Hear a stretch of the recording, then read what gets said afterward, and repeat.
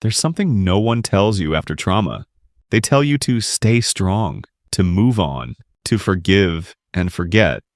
But they never tell you how to live inside your body when it no longer feels like home. They don't teach you how to breathe without your chest tightening, or how to fall asleep without flinching at shadows only you can see. They don't show you how to sit in silence without being ambushed by 1,000 echoes from your past. So if you've been trying, quietly, bravely to heal, but still feel like you're drowning inside, this is your moment. This is for you. Part 1. Trauma doesn't disappear. It waits. Trauma is not just the car crash, the breakup, the betrayal. It's not the night you cried yourself to sleep or the morning you pretended you were okay. Trauma is what happens after. It's what lingers in silence, long after everyone thinks you've moved on. It lives in your body, not just your memory, in the way your breath shortens when a door slams, in how your heart races when someone raises their voice, even if they mean no harm, in how your shoulders flinch at loud laughter, in the way your chest tightens even in safe places, because your nervous system doesn't know the war's over. Trauma doesn't fade with time. It buries itself deep until you forget what life felt like before. It waits silently, in your spine, in your breath, in your sleep. And one day, after running for too long, after holding your breath through too many moments, your mind becomes too tired to pretend, and your body starts screaming for peace. Part 2, meditation isn't the cure, it's the doorway. Let's be honest, meditation is not some magical fix. It won't erase what happened. It doesn't have the power to rewrite your past or wipe the pain clean. But meditation can open a door, a quiet, steady door that leads you inward, gently. Because true healing doesn't come from escaping the pain. It comes from learning how to sit with it, softly. Not to silence it, not to overpower it, but to say, I see you, I'm not running anymore. And that's what trauma needed all along.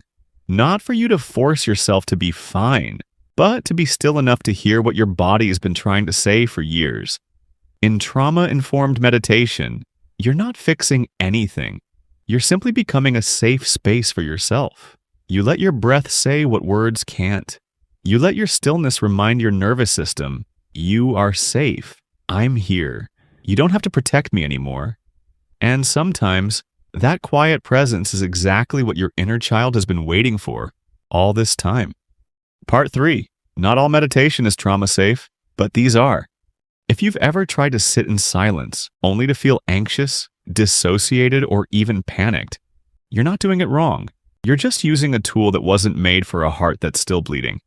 So let me share with you 5 forms of trauma-sensitive meditation that don't re-traumatize, nor they restore. Number 1.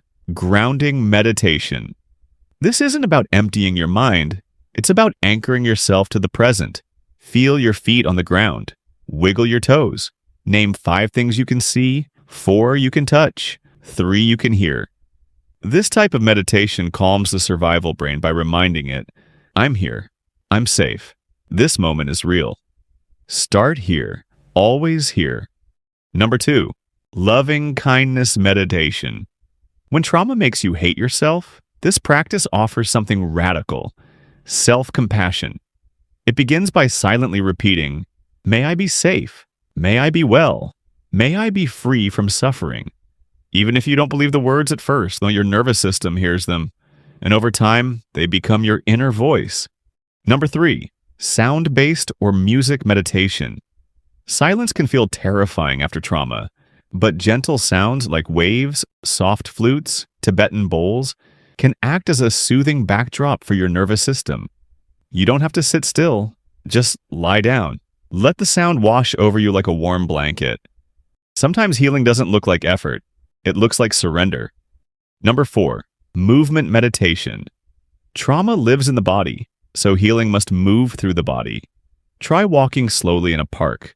Match each step to your breath, or stretch with soft music, letting your breath guide your limbs. These gentle movements signal to your brain, I'm allowed to feel. I'm allowed to move forward. This is meditation too. Number 5. Visualization and inner sanctuary. Close your eyes. Now imagine a safe space. Maybe it's a cabin in the woods, a hammock by the ocean, or a tiny room with soft lights and books. This is your inner sanctuary. Every time you visit it, you're building a new neural path, one where safety exists. And slowly your brain starts to believe, I can create peace even if I didn't grow up with it. Part 4. You're not healing wrong, you're healing gently. Healing doesn't always look the way people expect it to. It's not always loud or triumphant. Sometimes it looks like getting out of bed when your heart feels heavy. Sometimes it's making tea, staring at the wall, and choosing not to numb the silence. And in that stillness, you might wonder, am I stuck? Why does this still hurt? But the truth is, you're not doing it wrong. You're healing in the most human way possible, gently, quietly, honestly. Because if your trauma had a voice, it wouldn't demand strength. It would whisper, please be soft with me. Please don't rush me. Healing isn't linear. It's not a checklist. Some days you'll feel light. Other days the weight returns.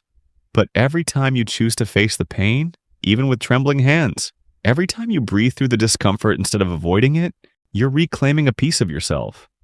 No, it might not be visible. And yes, it might be slow. But real healing is never about speed. It's about depth. And what you're doing now, that is healing. If you've watched this video before, you now know how trauma changes the brain. But here's the other side of the truth. Neuroplasticity is real. And your brain is not broken. It's wounded. Meditation won't save you, but it will sit beside you until you're ready to save yourself. So today, even if just for 60 seconds, place your hand on your chest, close your eyes, and say to yourself, I'm still here. Because you are. And that's enough for now. If this spoke to you, share this with someone who's healing too. And let me know below, which type of meditation feels safe to your nervous system right now?